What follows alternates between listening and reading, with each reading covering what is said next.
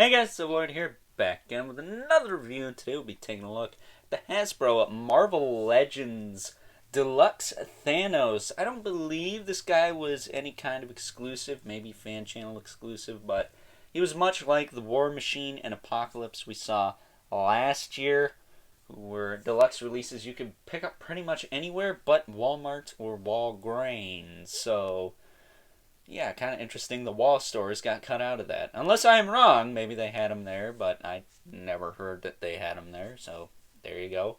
But this is Thanos, man. Finally got a new Legends Thanos, a classic Thanos. Is it perfect? No, but it's close. This is the best Thanos I think we've gotten for this scale, which ain't saying much because we don't have a classic Thanos for this scale other than the Marvel Select, which is brick. Yeah. So with that being said, he comes with a couple of extra hands, which of course have the Infinity Gauntlet, or the Infinity Stones, I should say, or gems, or whatever you want to call them. They were called fractals in Superhero Squad show. Anyone remember that show? Thanos was voiced by the same dude who does Cow and Chicken. That's right, Cow and Chicken. Either way, he's got the Infinity Gauntlet hands. Would it kill him to make a fist with the Infinity Stones in it? That doesn't exist yet. But he's got this open hand, which I'm most likely going to display him with. And he's got this anorexic pointing hand, or arthritis pointing hand, I should say. I know it's the snapping hand, but I would have preferred something like this, where the two fingers are together and he's about to do it, because that's how you snap, as opposed to the aftermath, because what are you going to use this for? The figure you would be posing him with would just be gone. So, yeah, it would have been better if they gave him the before he snaps his finger snapping hand as opposed to the after. So that's kind of useless. And then he also comes with the King Nothing head. When you crown King of Nothing, yeah. He's got the crown there. I believe this has some connection to Cosmic Ghost Rider, so we'll have to pull him out for comparison. But he's also got a beard, and he's starting to have a Kerry King weave in there, so that's funny. But this is how he comes in the package. He's got two fist hands and the face. I don't care for the face. Let me tell you why. It looks like a 1980s Ninja Turtles figure to me. I don't know. I might try and heat this up and close this jaw and see if I can get him in a gritting teeth pose, because that would have been better. Gritting teeth or just a frowning face, maybe. But as it stands, it's alright, but it's not great. I think the heads from the other Thanos are a little better. I don't think they fit on this figure, though, and they have the metallic on the helmet, so it wouldn't look right. But articulation on this guy, his head will rotate. He does look up a decent amount. He doesn't really look down, which is unfortunate, but whatever. He does have some tilt side to side. And again, he can rotate side to side as well. His shoulders go out to the side, about that far. Back down, forward and back. These are just like the Hulk arms we've been seeing on the Hulk figures. They got the bicep with the pin that goes all the way through the bicep into the shoulder, or vice versa. Then he's got a single joint at the elbow, which actually gives you almost 90 degrees. And you get your rotation down there as well. This is more or less rotating for adjustment. And then as far as the hands go, they are on these nice thick pegs, so pretty hard to break. Knock on wood, pretty hard to break. But pegging that in, there he is with the Infinity Gauntlet hand, which is, again, what I'm most likely going to display him with. But all the hands have the in and out hinge, no up and down. Ab crunch on this guy, clicks forward, clicks back. Pretty much one click. Oh wow, it's stiffened up a bit. I don't know what's up with this guy, but his torso is kind of odd.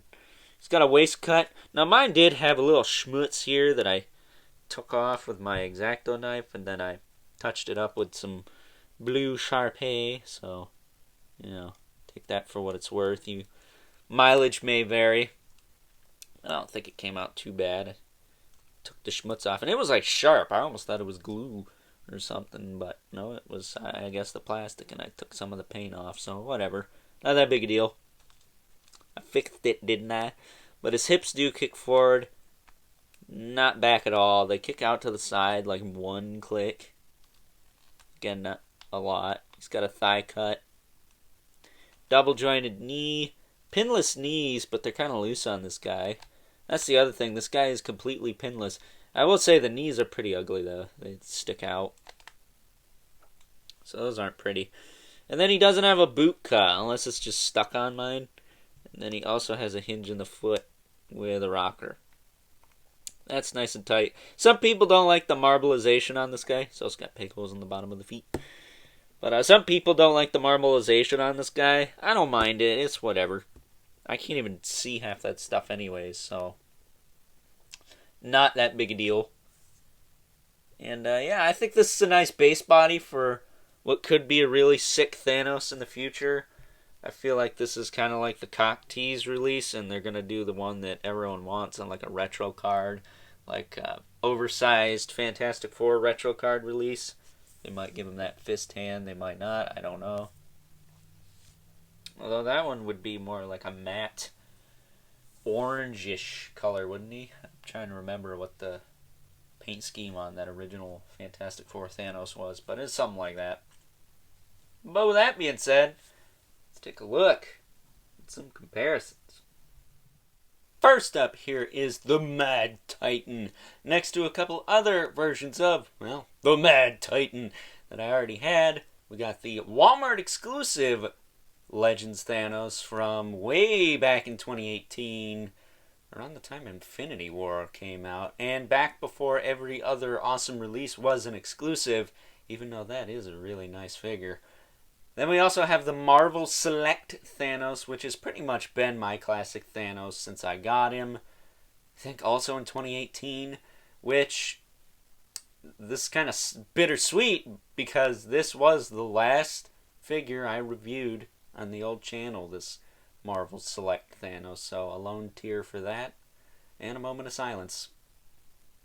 Nobody cares. And then he, of course, came with the Mistress Death, which you could use with this Thanos if you so choose. I think that's a decent enough scale. She is a bit tall, but, I think it works. And just because we can, there's how the King Nothing head looks on the Thanos Build-A-Figure from, I want to say this came out around Age of Ultron. Being out in theaters, which is kind of funny because this one is a little bit more expensive than the exclusive, I believe. One of the figures was like almost $100 or something at one point. Kind of crazy how that works. And my apologies, I won't be able to compare him to Cosmic Ghost Rider or Silver Surfer, the Obsidian Silver Surfer, because, well, those figures are freaking buried, so I will do a comparison to a couple of normal-sized legends instead. Other normal-sized legends, that is. And while living up to my promises and being oh so predictable at the same time, here is the Mad Titan next to the Modular Armor Iron Man and Ultron from the Ursa Major wave, which I guess is still a decent enough comparison because he gets one of the Infinity Stones from Ultron in the MCU, and Iron Man's the guy who kills him in the MCU. So, I guess there is that. Oh, sorry, spoiler alert for a 2-3-year-old movie now. But, as you can see, Thanos does tower slightly over more average-sized legends, as average as a killer robot and a dude in an armored suit could possibly be, that is. Up next, here he is next to a couple other deluxe releases from the Marvel Legends line. We have the Monster Venom, which is one of my more popular videos on this channel, to my surprise, because I got that figure super duper late, but I got it at half price, so you can't go wrong with that. Then we also have the Target exclusive Oh boy. Red Hulk, which was one of my top 10 legends of last year, along with that Monster Venom. Will Thanos follow suit? Maybe, because I've said this before, Legends has been kind of yeek this year compared to last year. I mean, we got so much good stuff last year. It just seems a bit underwhelming this past year. I don't know. What do you guys think? And last but certainly not least, we have our two regulars, the Mythic Legions Brother Mandibulus and the Mortal Kombat 11 Spawn. And it looks like Thanos is just a hair taller. So, sorry, Spawn, you're not the tallest thing on screen for this video. I wonder how long that ongoing joke's going to go on for. Years. But with that being said, I'm going to wrap things up. Some final thoughts. Overall, well, I don't feel that we've yet to receive the #1 best Thanos figure ever. This is pretty close. I'm not a fan of the face on this guy, but it is better than some of the Thanos head sculpts I've seen, particularly the MCU ones. Also, I would have liked some other hand options, like why can't we get an Infinity Gauntlet hand that's in a fist pose? What's up with that? That said, this is a really solid base body for what could be a really solid Thanos figure. We just need to get some more accessories with him, you know? Some different heads, some more hands, something like that. Maybe the Grim Reaper character, Mistress Death, or Lady Death, whatever her name is, comes with the Marvel Select one. If Legends could throw that in as well, maybe charge $40 for him instead of the 30, I would be all for that. But as it stands, if you want a really solid Thanos and can't afford any of the other versions, this is a really good option. So with that being said, I would highly recommend you pick this up if you're in the market for a Thanos figure. He's still available on most online retailers. He was in stores earlier this year, but I just didn't have the money to pick him up then, so I got him later. So yeah, with that being said, hope you guys enjoyed this review. Don't forget to like this video, hit that subscribe button and the notification bell so you know whenever I upload more reviews like this one. Gotta show that algorithm who's boss, right? And as always, don't forget to hit me up on Instagram at Overlord Productions and leave a comment in the comment section below. Let me know what you think of this guy, whether you want it, love it, or hate it. Most people, I think, tend to like this figure, but there are some who are just thrown off by the head sculpt and the marbleization. That never really bothered me, but I will say the face could have been a little bit different, I think.